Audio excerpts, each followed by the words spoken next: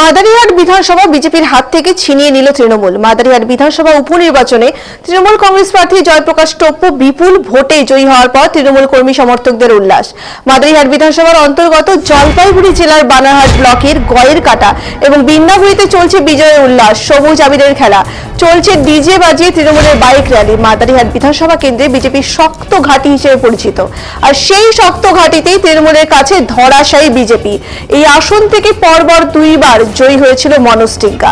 দীর্ঘদিন পর এই আসন জয়লাভ করায় উচ্ছ্বসিত তৃণমূল কর্মী সমর্থকরা। মাদারিহাট বিধানসভা জুড়েই চলছে তৃণমূল কংগ্রেসের বিজয় উল্লাস।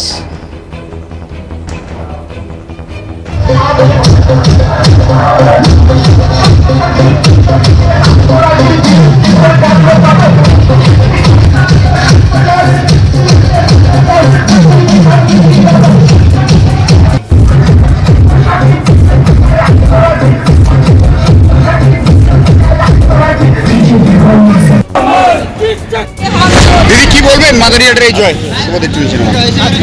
প্রথমে আমাদের মাননীয় মুখ্যমন্ত্রী আমাদের সবার আদরের ভালোবাসার শ্রদ্ধা দিদি মমতা বন্দ্যোপাধ্যায়কে শ্রদ্ধা জানিয়ে এবং অভিষেক বন্দ্যোপাধ্যায়কে মনে থেকে আমরা ভালোবাসা আর শুভেচ্ছা জানিয়ে আজকের এই জয় মমতা বন্দ্যোপাধ্যায়ের কাছে আমরা উৎসর্গ করতে পেরেছি মাদারিহাট বিধানসভা, যেটা আজ আমার 28 বছরের রাজনৈতিক জীবনে এই প্রথম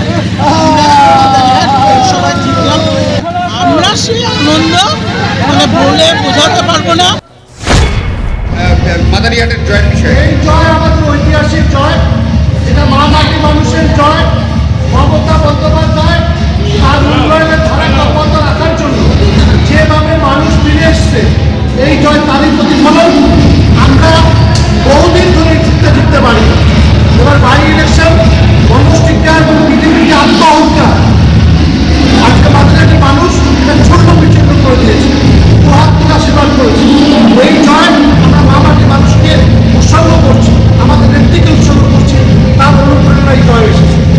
প্রথমে ধূপগুড়ি, পরবর্তীতে এই সিতাই এবং মাদারিহাট, এই যে একের পর এক বিধানসভা আসনগুলো আধিপত্য পায়, সেটা কি 26-এর পথ প্রশস্ত করছে? যারা ভাবছিল উত্তরবঙ্গ তাদের শক্ত ঘাঁটি, ঘাঁটিগুলো কোনো শক্ত থাকবে না।